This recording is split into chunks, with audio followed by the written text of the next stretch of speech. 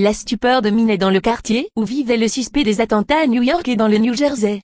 Ahmad Khan-Rahmi, un discret américain d'origine afghane de 28 ans, qui a réussi à fabriquer une dizaine de bombes artisanales sans être repéré, a été arrêté ce lundi. Derrière un cordon jaune de police, des agents du FBI accompagnés de chiens policiers inspectaient le restaurant familial où travaillait le suspect, situé dans un quartier populaire d'Elizabeth, petite ville du New Jersey. La devanture bleue du fast-food, le First American Fried Chicken, était bien connu des habitants du quartier.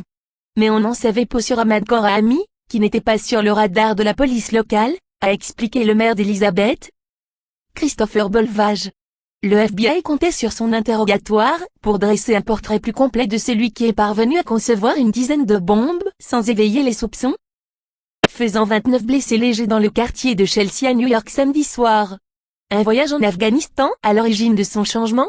Les images de l'homme barbu, vêtu d'un t-shirt et le bras ensanglanté alors qu'on l'embarquait dans une ambulance, monopolisait les chaînes d'information aux États-Unis après son interpellation.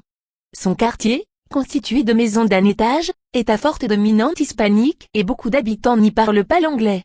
Les Rahmi sont l'une des très rares familles musulmanes des environs. Les enfants ont été scolarisés dans l'école publique toute proche.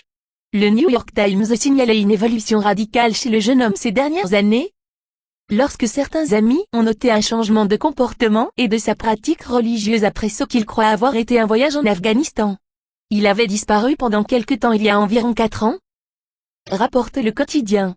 C'est comme si c'était devenu quelqu'un de complètement différent, a dit au quotidien un autre enfant du quartier, Fled Jones, 27 ans.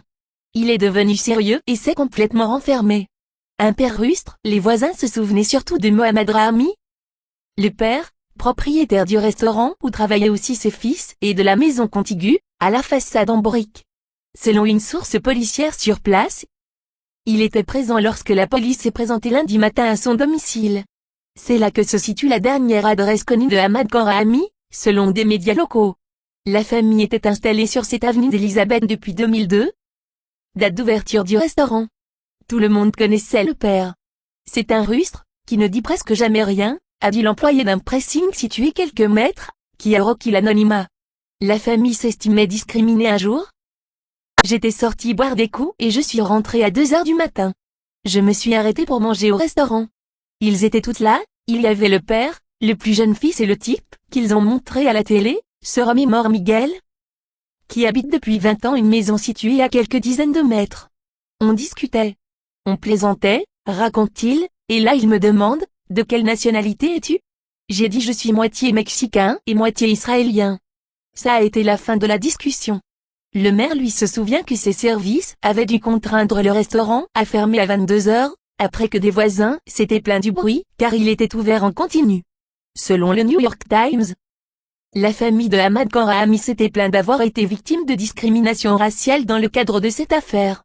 À une occasion, le frère du suspect, qui travaillait aussi dans le restaurant, s'est battu avec des policiers venus contraindre l'établissement à fermer pour la nuit. Selon le quotidien, il se serait alors enfui en Afghanistan avant d'être jugé. Regardez d'autres vidéos sur site, vidéo.5la.net.